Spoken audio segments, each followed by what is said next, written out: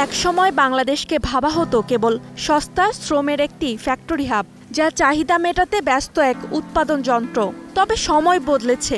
পরিবেশ বান্ধব পোশাক কারখানায় শীর্ষস্থান দখলে নিয়েছে বাংলাদেশ। সম্প্রতি আরও ৫টি কারখানা পেয়েছে মার্কিন যুক্তরাষ্ট্রের গ্রিন বিল্ডিং কাউন্সিলের পরিবেশ বান্ধব লিড সনদ। ফলে বিশ্বের শীর্ষ ১০০ সবুজ কারখানার মধ্যে ৬৮টি এখন বাংলাদেশে।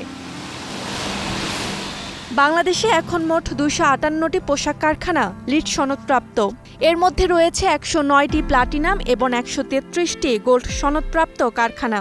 নতুন সনদ পাওয়া কারখানাগুলোর মধ্যে রয়েছে south end sweater company, Purbani fashion, KDS fashion, Raita collections ও টেক্সট ইউরোপ বিডি। পোশাক খাতে লিড সনদপ্রাপ্ত প্রতিষ্ঠানগুলো পানি সাশ্রয়, কার্বন নিঃসরণ কমানো, বর্জ্য ব্যবস্থাপনা, উন্নত অভ্যন্তরীণ পরিবেশ এবং সম্পদের সঠিক ব্যবহার নিশ্চিত করে থাকে। এসব কারখানা টেকসই অর্থনীতির চিহ্ন বহন করছে। বাংলাদেশ ২০২৫ সালে প্রায় $৪২ বিলিয়ন পোশাক রপ্তানি করে, যা দেশের মোট রপ্তানির ৮০% বেশি।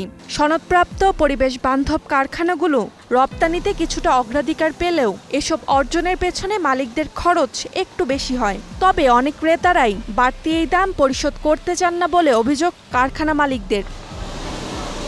Roksana Rimi, star news.